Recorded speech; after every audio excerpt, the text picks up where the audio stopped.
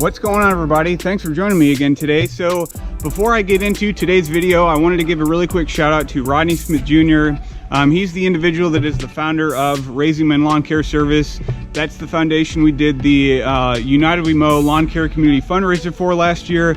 But I wanted to give you guys a really quick update on what he's currently doing. He's doing a tour around the United States called Thank You for Your Service Tour. And he's specifically mowing the lawns for veterans. And not only is he doing that, he's also trying to raise money for veterans, and 100% of the proceeds that he raises goes towards the American Veterans Center.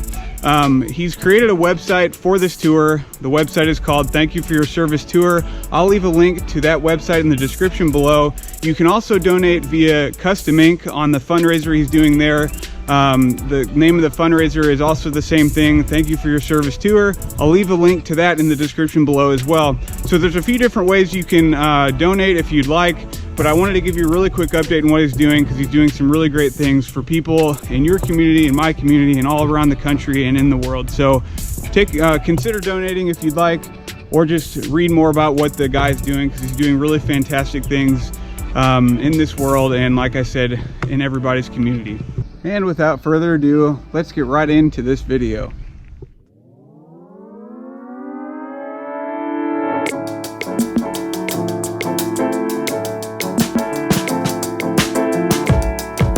Alright guys, so I'm here in the parking strip or parkway strip in the Franken lawn, just in this Bermuda. It's really nice. I'm liking what it's doing right now. I've been mowing this at about 1.5 inches with my rotary mower, and it's just been doing really great. Over the last couple weeks, this has just been really taking off, because we've been having temperatures in the high 80s and into the 90s, and that's slowing my cool season turf down, but it's really waking up this warm season Bermuda. So things are going really well. It's filling in really well. I'm just getting super antsy to start plugging that area where the Bradford pear tree is. If you've been following along with me, you'll know what I'm talking about. If you do not, I will put some links in the description below about what I've been doing in this Frankenstein lawn. This Bermuda is just some common or wild Bermuda. It's not anything special. I don't think this was seeded or sodded, because Bermuda is just not a common turf type here in St. Louis. Maybe it is in other places in Missouri, but specifically St. Louis, it's not. The only warm season turf I've seen here in St. Louis is zoysia, and that's not all that common either. So I think this is definitely wild or common Bermuda, but it just looks really good when it's manicured and cut like it's meant to be. So I just wanted to kind of show you guys what I've just been noticing over the last several weeks as this has been filling in. I've just been out here pretty much every day looking at it, and it's been really cool to see just different things on what's been going on, and I wanted to show you guys that, as well as just kind of show you what's been going on here. And we're super close to getting plug-in on that area. I'm pretty stoked about that. But anyway, let's get into this. So the parkway is really full. It's already, I mean, there's a few thin areas right here along the sidewalk that still have to fill in, but this time last year this Bermuda was not this thick, so I know it's just getting better and better each year. And this over here was not this thick either. And really where the Bermuda is right now, that's basically where it was last year, because right in this area is where that Bradford pear was, and there was a big tree ring around it. So the Bermuda didn't have much to go along right here.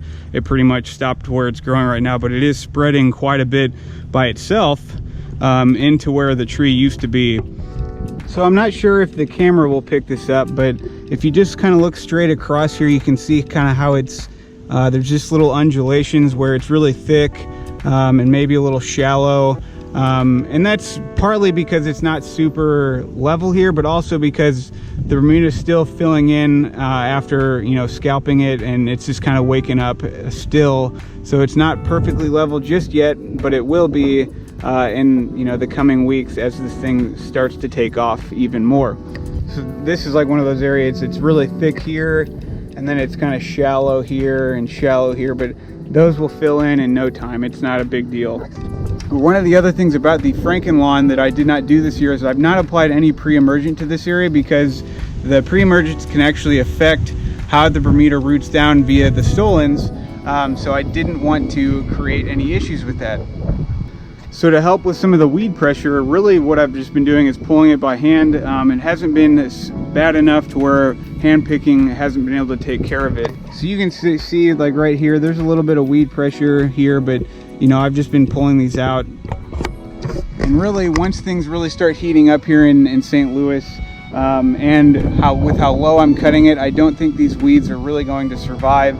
If need be, I'll pull out a post-emergent, but I'm not really concerned about it. With this being a very small area, I think hand picking is probably just going to be my best friend.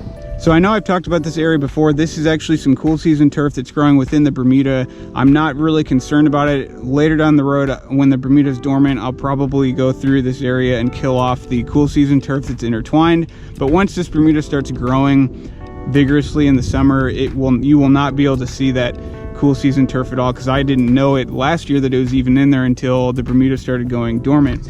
But I've started to notice some really cool things about this bluegrass. It has spread quite a bit with me mowing it short, but I've never actually gotten to see the rhizomes that come up from underneath the ground. I've always seen pictures of it and everything like that, but since I've been out here kind of almost every day looking at this, I've noticed the rhizomes popping through, and I wanted to kind of show that to you because it's been really cool just to see how different grass types spread. It's really cool. So hopefully you can see this, but right here are rhizomes coming off of this Kentucky bluegrass. As you can see here, this is a stolen from Bermuda, so that is not a rhizome, but this is a rhizome that's shooting underneath the ground, probably coming from this little bit of bluegrass right here, and there's one there. So I just think that's really cool to see how different grass types spread and grow. I just think that's really cool. It's unfortunate that I don't want this grass here, but you know, it's been a learning experience, if anything else, as a DIYer and homeowner, to see how different grass types grow and spread. So I know I've told you guys there's some obviously Kentucky bluegrass mixed in here. There's also some tall fescue that's mixed in this as well. And I've been cutting this to 1.5 inches.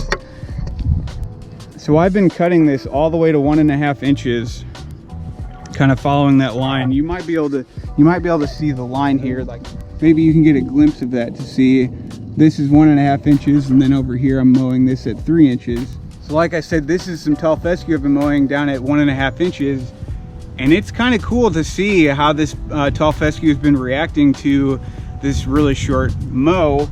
I'll be interested to see how it does as we get into, you know, the deep dark depths in the heat of the summer, but it's actually been doing fairly well mowing at 1.5 inches. So I'll kind of show you guys this. This has just been another thing I've been really kind of intrigued about, to see what this different grass type does when being mowed at this height.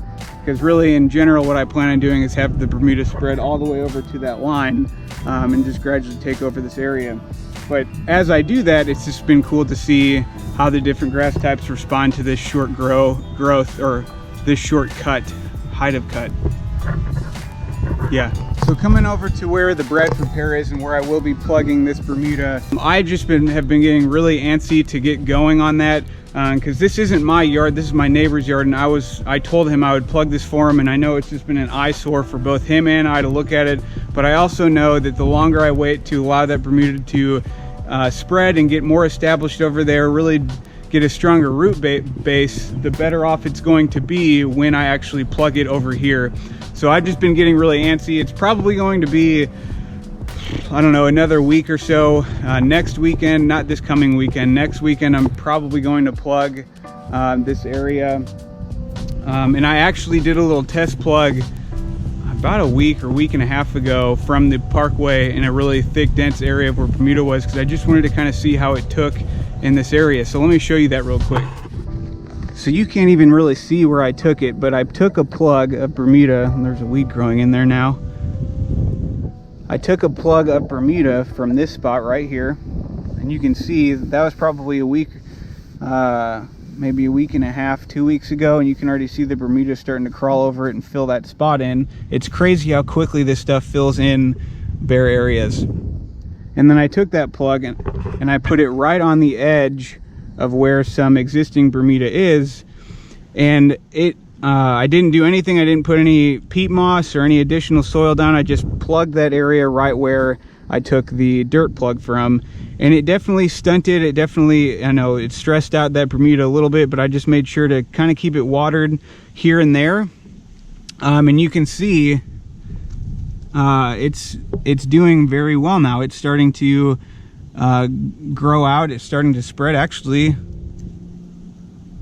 Oh no, that's not a stolen, that's a stolen from over here. But anyway, it's doing really well. I know there's rocks in here. I'll be preparing this area and kind of prepping the dirt before I ever plug, because I want to make sure these plugs are successful and do very well in this area. So one of the last things I did on the Bermuda is put some Carbon X down, because I really wanted to try to push it and get it growing a little bit thicker and spread out a little bit more before I plug it in about a week or a little over a week. I'm not sure if it's going to really push it along all that quickly in that short a period of time, but I just had to throw it down and hope for the best. But we'll see. I don't know. Maybe it will. I'm pretty intrigued to see how the grass responds to Carbon X, because I've never used Carbon X before, so this will just be a really cool test to see how it does. So that's really the update on the Frankenstein lawn. I'm really excited to see how things are coming along. I'm really excited just to see how this plugging project's going to go. Make sure you subscribe to my channel because I will be doing a video on that whole plugging process. And if you like what I'm doing, if you like my videos, be sure to give me a thumbs up and leave me some comments below. Leave me some questions. I'll try my best to answer them. But that's all I got for you guys today. Thanks for stopping by. I'm Ben the Lawn Guardian, and I'll see you in the next video.